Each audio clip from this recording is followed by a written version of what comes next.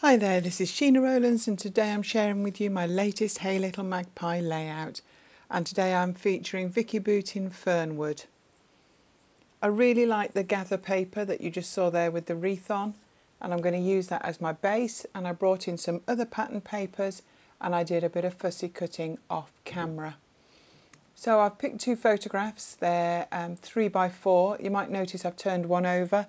I'm not sure whether I want to use that as a journaling spot or actually as a photograph, so for now it's the wrong way up. So I'm just going around this wreath, adding in some of the ferns and flowers and leaves that I fussy cut. Originally I was going to cut this wreath from the background paper, but it's got a lovely mottled tone to it, and I would never be able to recreate that myself with mixed media, so I've actually decided to leave that wreath flat and come in and add things over the top. So using the Vicki Boutin stamps, I've the Inspiring set, I'm stamping some stamps with stays on.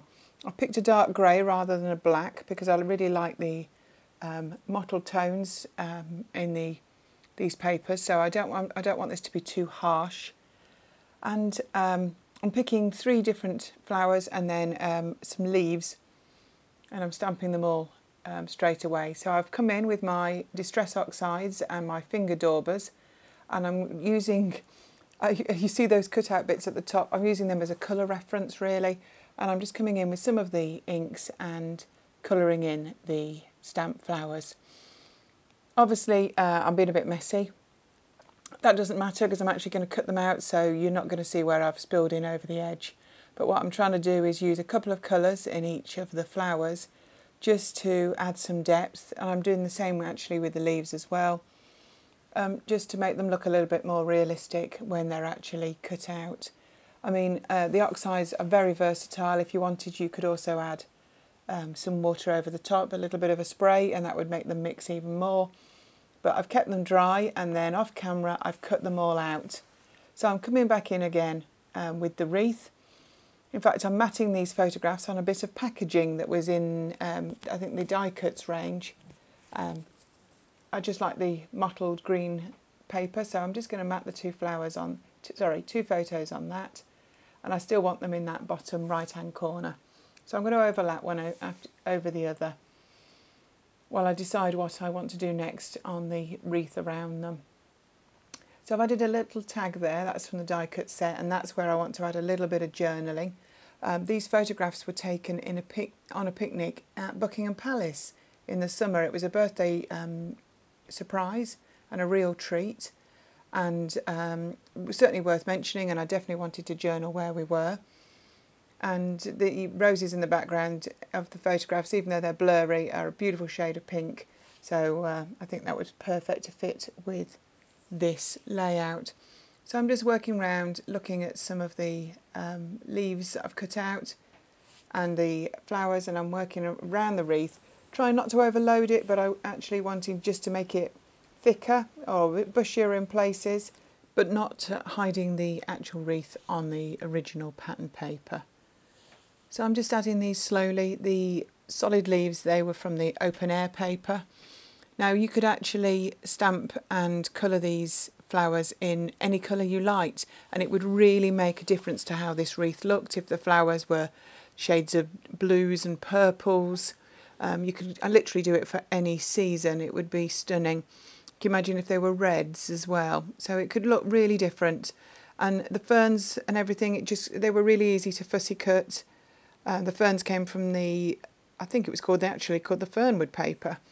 And I took them from the 12x12 and from the 6x8, so really versatile. So I'm enjoying just moving things around, and then I'm going to bring in all the stamp flowers. Possibly not use all of them, that doesn't matter. I'm just going to look at the colour combinations and then start to gather them in smaller groups. This is the best bit for me. I like moving things around. I think quite often I'd buy a stamp set and I don't actually make the most of it, so by stamping all these flowers I feel like I've justified the purchase. I think they've got real potential to be used again and again, and one of the stamps actually matches the flowers in the pattern paper in Into the Woods. So I'm just adding some die cuts in now. They're little dark blue berries. I think they go really well with the tag and bring out the blues of the photograph as well. They did have a bit of a white border around them, so I've actually trimmed that off so that they match a little bit better with the stamped flowers. So I'm just having a look through, seeing if there's anything I've missed or anything I want to use. So I'm just looking at the sticker sheets first. I don't feel like it needs too much more, to be honest. I think there's quite a lot going on, even though it's clustered around the edge. There's still a little bit of like white space sort of feel, and I quite like that airiness of it. So I'm just having a look, see if there's anything from the chipboard sheet that might be useful. And in the end, I think I've got the word here there, and I'll use that as my title. So I'm going to get some double foam pads, and I'm going to start to stick a few things down and work my way around the page. As I say, some people commit right at the very beginning and stick things straight away, and I've never been like that. So I know some people find that frustrating to watch, that I put it all in position and then I come back in, but just the way I've always worked. So it works well for me. So I've hidden some of that off camera because you don't need to see me sticking stuff down. So I decided to add a little bit more depth to the flowers, and I've come in there with another ink oxide. Distress Oxide. This is a yellowy scattered straw, in fact, and I'm going to just add a little touch of yellow to the centres of the flowers. Found one I hadn't stuck down, just to add a little bit more dimension, and it matches the ones from the pattern paper as well. So very subtle still, nothing too drastic. So I'm just going to clean up and there's a little flower stamp, the solid little two flowers. I'm going to go round the wreath and I'm going to add some of those, and I'm going to just use 2 shades of the Distress Oxide. I'm going to use a speckled egg, and then there's a pink one as well, which is Tattered Rose, which is like a pinky peach, so very subtle. So I'll start off stamping just the 2 together, and then I decide that actually it might add a little bit more interest if I only do 1. So I come in with a piece of folded paper and I mask off 1 each time, and different ones, not just always the small one, but sometimes I mask off the big one as well, just so I could, rather than clustering 2 stamp flowers all the time.